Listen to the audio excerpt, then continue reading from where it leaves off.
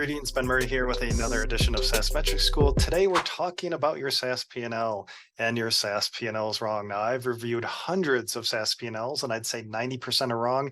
And within that 90%, most are just completely wrong, and a few that get close to that standard SaaS P&L structure that we're offering. Of course, in SaaS, there are no absolutes, no standards, but I'd say there is an accepted SaaS P&L format that just makes it easily consumable for ourselves to operate our business, for our board, investors, and potential investors.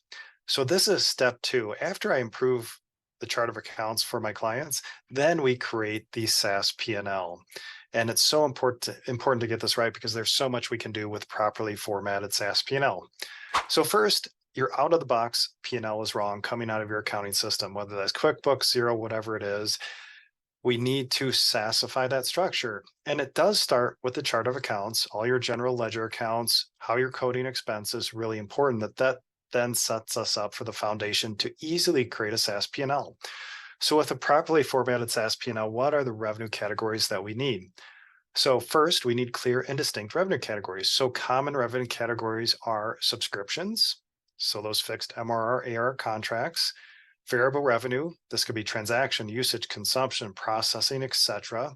So that variable component that we don't want to mix in with our subscription component. Then we could have professional services, so the setup, configuration, onboarding, training of our customers, one-time revenue. You may even have managed services, so services that are on a subscription basis that are human-powered.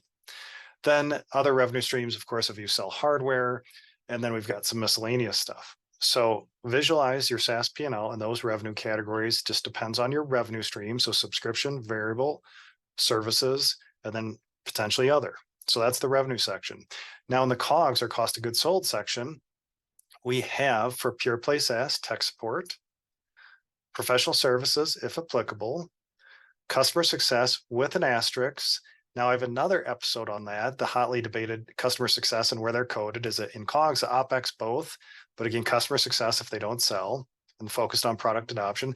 And then DevOps, so the hosting, the architecture, production facing, Amazon, Azure, etc., to deploy your software. So that's COGS. So again, for PS, customer success, and DevOps. Now, COGS can go further than that depending on your revenue streams. And I have another episode that talks about how revenue streams really dictate your COGS setup, especially if you have variable revenue streams.